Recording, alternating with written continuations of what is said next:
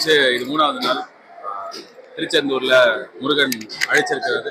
திடீர்னு ஒரு வாய்ப்பு கிடைச்சது கோயிலுக்கு வரதுக்கு. ஸோ சாமி கும்பிட்றதுக்காக வந்தேன். ரொம்ப திருப்தியான தரிசனம்.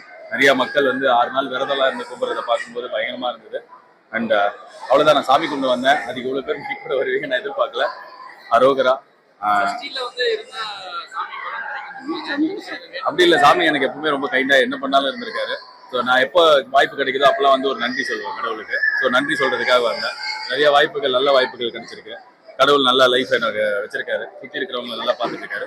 ஸோ சஷ்டியில முருகன் கோயில்ல திருச்செந்தூர்ல சாமி கும்பிட்டதுல ரொம்ப சந்தோஷம். நன்றி, தேங்க்யூ. இல்ல திருச்செந்தூர் என்ன துபாயில இருக்கு, நம்ம ஊர்ல தானே இருக்கு. நிறைய வாட்டி வந்திருக்கேன். இந்த வாட்டி சஷ்டியில இப்பதான் பாட்டு ரிலீஸ் ஆச்சு. சீக்கிரமே படமும் ரிலீஸ் ஆகும். ஸோ அதுக்கும் சேர்த்துதான் வேண்டிக்கிட்டேன். ரொம்ப நன்றி. முக்கால்வாசி முடிஞ்சிருச்சு படம். இப்பதான் கொஞ்ச நாள் முன்னாடி சொன்னேன், எடிட்லாம் முடிஞ்சிருச்சு. ஸோ சீக்கிரமா நல்ல கரெக்டான ரிலீஸ் தேதி அமையும் பட்சத்துல கடவுள் புண்ணியத்துல நல்லா சீக்கிரம் பெருசா ரிலீஸ் ஆகும். நல்ல மகிழ்ச்சியை கொடுக்கும் அப்படின்னு நம்புறேன். பாட்டி இங்க இருக்க, பாட்டி இங்க வாங்க. பாட்டி, இந்த பாட்டி சஷ்டிக்கு விரதம் எடுத்து வரீங்களா? பேசக்கூடாது விரதம் இருக்காங்க. இவங்க கிட்ட மைக் வைங்க. மௌன விரதம், பேசக்கூடாது. நானும் அது சொல்லிருக்கலாம் நினைக்கிறேன்.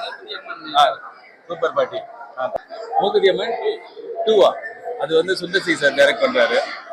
நயன்தாராவே நடிக்கிறாங்க. ஸோ அவங்களுக்கு என்னோட வாழ்த்துக்கள். அந்த படத்துக்கு எனக்கு சம்மந்தம் இல்லை. பட் இருந்தாலும் அந்த படத்துல இதுக்கு முன்னாடி பாட்டுல நான் டைரக்டர் ரோல் பண்ணேன்.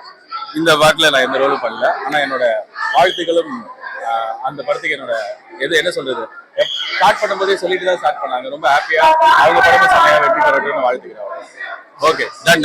உடனுக்குடன் செய்திகளை தெரிந்து கொள்ள சன் நியூஸ் பெல் ஐகானை கிளிக் பண்ணுங்க.